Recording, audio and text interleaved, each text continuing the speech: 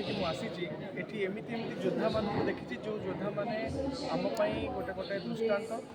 जीवन सब बड़ संपत्ति स्वास्थ्य स्वास्थ्य को जिते विपद आसे से डॉक्टर मैंने ही आमको द्वितीय भगवान हिसाब से आमको आसिक रक्षा करती तो मणिपाल हॉस्पिटल जहाँ पूर्व आमरी हॉस्पिटल थिला आज गोटे सुंदर सेलिब्रेशन नहीं होची जे गत 10 वर्ष मध्य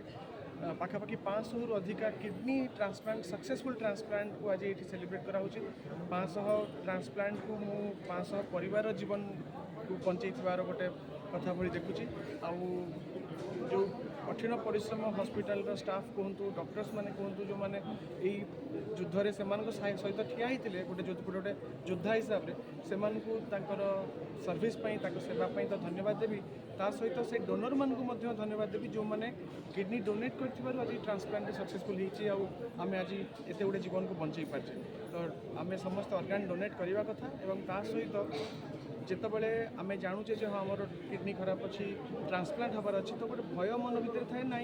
मु पछे जेतिक दिन बंचीजी किंतु किडनी ट्रांसप्लांट हेले मरजी तो यही चिंता को आम अंतत अवेयरनेस क्रिएट करवा 10 वर्ष 15 वर्ष 20 वर्ष पर्यंत एवं ताठू परे मध्य माने 70 वर्ष रे किडनी ट्रांसप्लांट करके 20-25 वर्ष लोक सुस्थ जीवन बंची पार्छन माने टिके अवहेला आउ टिके भय हुए तो आपण जीवन को गोटे वर्ष कि 2 वर्ष लिमिट कर दे पारे तो आपण सामना को आसतु डॉक्टर पाखे पहुँचतु एवं निजर चिकित्सा करातु आशा करी जे मणिपाल हॉस्पिटल ये सर्विस आगू जारी रख doctor Manas Ranjan Pradhan senior consultant urology और kidney transplant Manipal hospital Bhubaneswar. तो आमर किडनी अवेयरनेस किडनी जो खराब हो आजिकली तो किडनी खराब बर्तमान आम देश जो प्रमुख कारण से डायबिटीज और ब्लड प्रेशर होची किडनी खराब प्रमुख कारण एवं अन्य राज्य अपेक्षा आम राज्य ओडिशा रे रिसेंटली आम देखु किडनी रोगी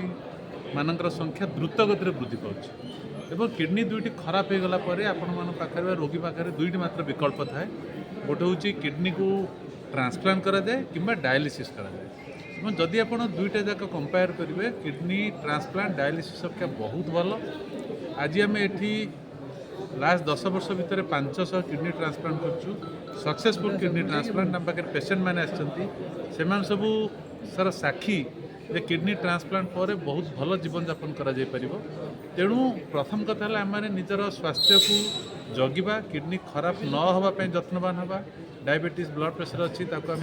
ठीक डॉक्टर को देखी